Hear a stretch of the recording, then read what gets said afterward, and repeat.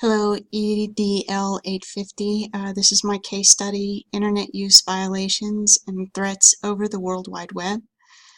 First, I begin with problem identification and analysis. What do I know? And what I know secondary to the problem is that Roosevelt High School is located in an affluent neighborhood of a large city. The parents of these students are financially secure and white-collar professionals. Roosevelt High School is highly regarded as the most prestigious school in the state. It's also known for hiring only the most qualified teachers. Ms. Walker is a newly hired teacher of rigorous specialized science courses. I think this is her second year, according to the case. And there have been complaints of poor instruction and high class workload, and they continue to be made by students as well as their parents about Mrs. Walker's classes. What do I know primary to the problem? I know that Ms. Walker received an unidentified email urging her to visit a linked website that contained a personal message. The linked website contained highly offensive comments about Ms. Walker and her classes and included a threatening or a potentially threatening comment, who wants Ms. Walker to disappear. Ms. Walker now fears for her safety, has left her home, and has reported the incident to her principal and is contemplating contacting the police as well. What do I need to know? Secondary to the problem, the things that I feel like I need to know are how has the school responded in the past to prior complaints by students and parents about Ms. Walker's classes? And does the school provide a list of expectations regarding the academic rigor of specialized courses to students and their parents? This would be good documentation in order to respond to them about their concerns and frustrations. And how does the academic rigor in Ms. Walker's classes compare to other courses, specialized courses? Is it more or less? Obviously it's not less, but how much more is it? So primary to the problem, what do I need to know? I need to know if the originator of the email sent to Ms. Walker as well as the linked website or web page can be detected, if it's discernible. Who knew about the web page, be it staff, students, parents. Were the comments on the page actionable? Case of libel. Was the nature of the threat real or superficial? Was it a prank or was it a genuine threat? And what are the school's policies on cyberbullying? Do they protect both the students and the teachers? Or and how is information on such policies disseminated to students and their parents? And what can I do to allay Ms. Walker's concerns for her safety? So problem identification and analysis, identifying the problem, I see the secondary problem as resolving the instructional and interactive breakdown between Ms. Walker and her students. There's obviously a problem there. It needs to be resolved. Primary problem is that the web page was created and is being used to offensively shame and potentially threaten Ms. Walker. Proposed action with strategies for implementation. First, I'd like to meet with Mrs. Walker. I need to express my full support of her. I need to discuss the incident and collect any pertinent information that she can offer regarding past experience in her classes, her students, anything that might be relevant. I need to provide her a list of steps that I will take to ensure safety and resolve the problem. I'd like to appoint a fellow, hopefully well-respected teacher who also teaches specialized courses to mentor Ms. Walker moving forward. And I'd like to follow up with Ms. Walker on a monthly basis to ensure that she still feels safe in her classroom and to make any professional development opportunities available if necessary. B, I would next like to gather all documentation relevant to the primary problem. This includes any related school policies pertaining to the issues of cyberbullying and inappropriate use of the computer, any past complaints made about Mrs. Walker and her classes by students and parents, I would like to look at any disciplinary files on any students enrolled in our courses that may be telling. And I would like to contact the district technologist to assist with detecting and collecting any evidence. Students are known to be tech savvy, but also to leave digital footprints, and see where they may be able to help identify who sent the email, or who created the offensive web page, etc. Next, I'd like to communicate the incident with the school's security officer, school staff, and parents of students in Ms. Walker's classes. I'd like to ask the staff to come forward to see if they've had any knowledge or any information pertaining to this incident, if they're aware of the web page, if they have heard about the email from the overheard conversations with students. I'd like just to make the school security officer aware, and any I just get an input from the school officer. And then I'd also be in contact with the parents and include with that the school policies related to inappropriate computer use and cyberbullying, and remind them of the seriousness and the potential consequences for violators. Next, I would like to interview Ms. Walker's students separately. I would want to let each student know that any information that they provide to me will be handled in confidence, so that they may feel more apt to provide me the information I'm looking for. I'd also remind them of the seriousness of inappropriate computer use, online threats, and cyberbullying. Perhaps have a security officer with me when I speak with them. And then I'd like to,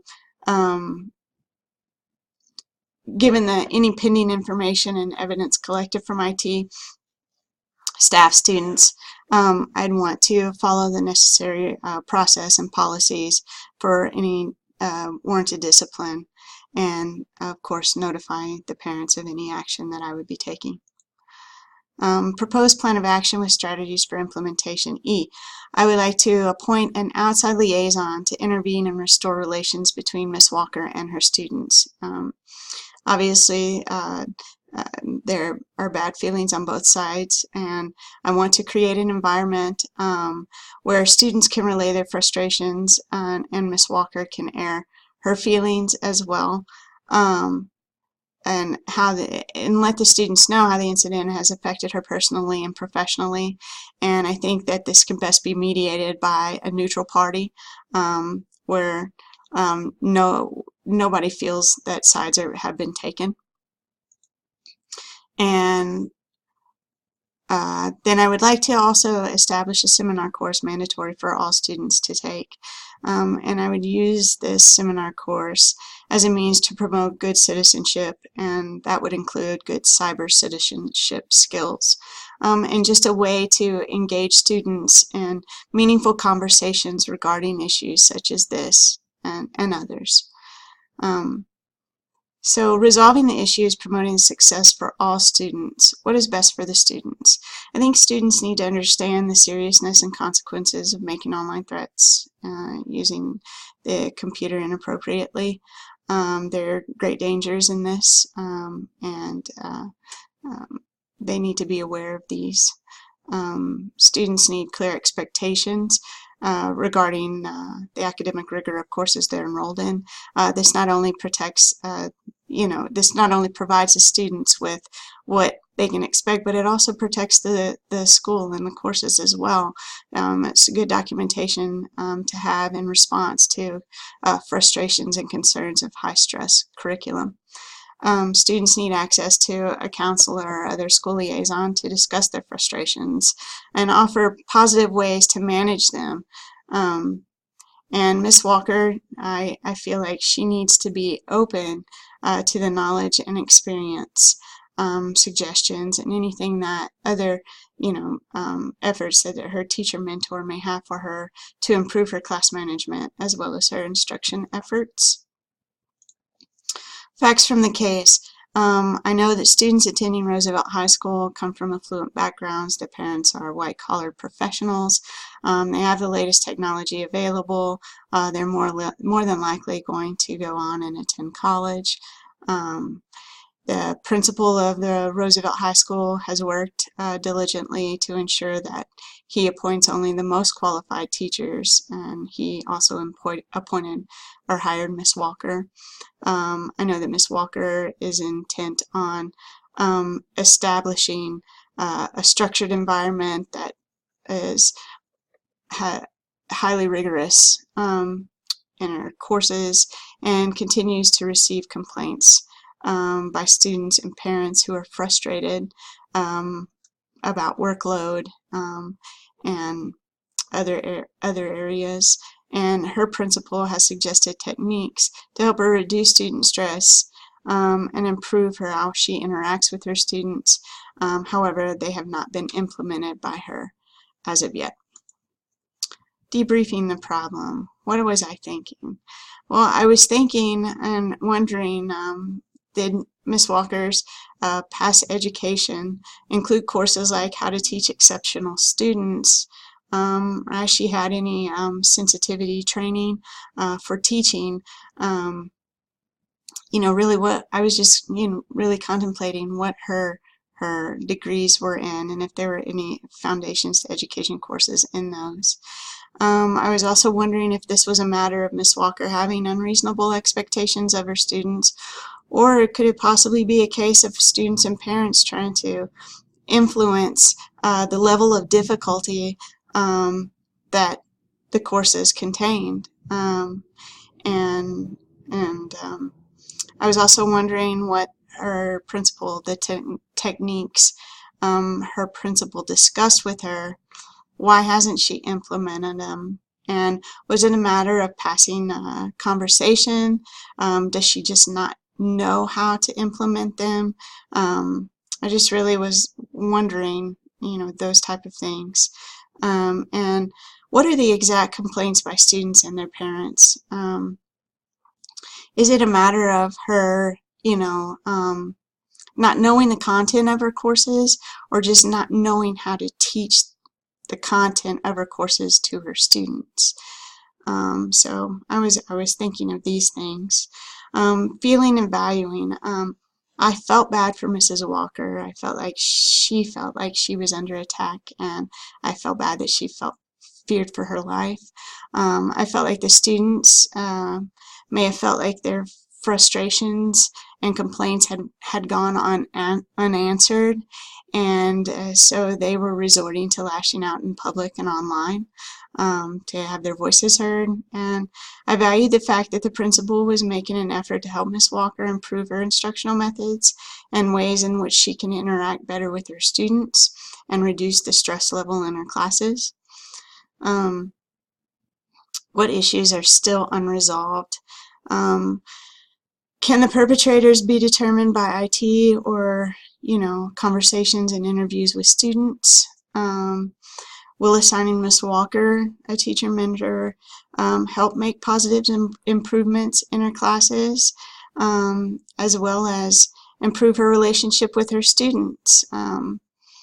And will implementing a seminar course that addresses issues like this prevent further incidents of this nature? And will using an outside liaison, a neutral party, to help mediate and repair the damage between Miss Walker and her students be successful? Or will we need to revisit these issues and try something else? Component 1, reflecting on Standard 5, how did I demonstrate integrity and ethical behavior? I think by gathering information from as many resources as possible, as many constituencies, as many groups, being student, staff, Mrs. Walker, IT, security officer, parents, etc., I'm better equipped to see the situation in its entirety and determine how to move forward and any action that needs to be taken. I think by appointing an outside liaison, a neutral party, to help the students in Miss Walker voice their feelings, they'll be more prone to sharing their frustrations.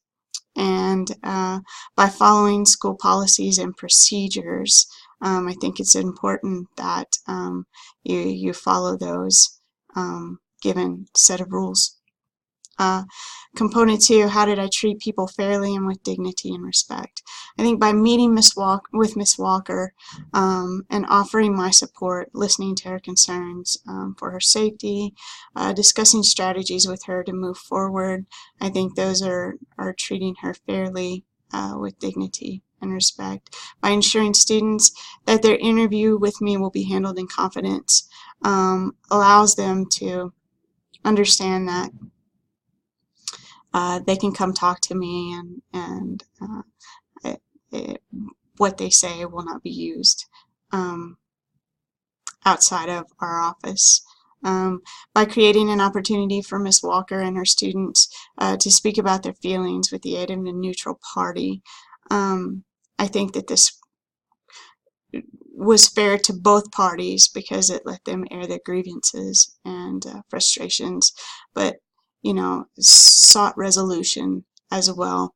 And students were able to see how their actions affected Mrs. Walker, as well as her listening to their frustrations about her classes. And component 3, how did I demonstrate a personal and professional code of ethics? I think by recognizing the need for all voices to feel as though they've been heard and valued is important. Everyone needs to know that they're valued, their position, their opinions are valued, their feelings are valued, and so I think that that's just important for all involved. Appointing Ms. Walker a teacher mentor to assist her with implementing improvement strategies with her courses and student interaction is not only there to assist Ms. Walker, but also to help the school maintain the prestigious reputation, and